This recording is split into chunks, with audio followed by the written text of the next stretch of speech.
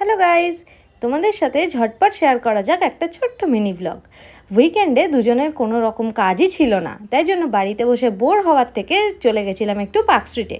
না খেতে যাইনি, গেছিলাম একটু শপিং করতে। আর সেই মতো সোজা পৌঁছে গেছিলাম ওয়েস্ট সাইডে। ওয়েস্ট সাইডে কিন্তু সামার কালেকশন বেশ ভালো রকম এসে গেছে, তাই জন্য তোমরাও ঝটপট করে একবার ঘুরে আসতে পারো।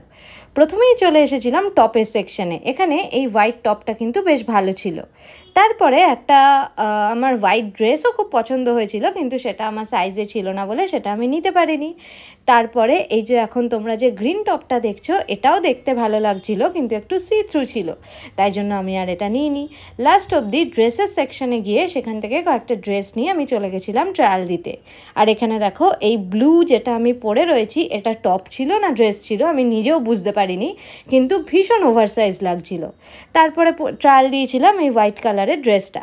এটা দেখতে কিন্তু বেশ ভালোই লাগছিল, কিন্তু আমার লেন্থ একটু বড় হচ্ছিল, তাই জন্য আলটিমেটলি আমি এটাও নিতে পারলাম না। তো ড্রেস কিছু না পেয়ে আমি চলে গেছিলাম জুয়েলারি সেকশনে। এখানে জুয়েলারি সেকশনে কিন্তু ওদের ইয়াররিং আর ব্রেসলেট বেশ ভালো ছিল, কিন্তু নেওয়ার মতন সেরম কিছুই ছিল না, তাই জন্য কিছুই কিনতে পারলাম না। অবশেষে মুড অফ করে আলটিমেটলি সোজা চলে গেছিলাম ন্যাচারালসে। পার্ক স্ট্রিটে এসেছি আর ন্যাচারালসের আইসক্রিম না খেলে হয়? আর এই দেখো, ফ্লেভারটা দেখে তোমরা তো বুঝেই গেছো আমি কি খাচ্ছি। হ্যাঁ, definitely tender coconut, which is my favourite. And আশা করছি তোমাদেরও ন্যাচারালসের এই ফ্লেভারটা ভীষণ ফেভারিট। তো আইসক্রিম খেয়ে তারপরে বাড়ি চলে এসেছিলাম। এই ছিল ছোট্ট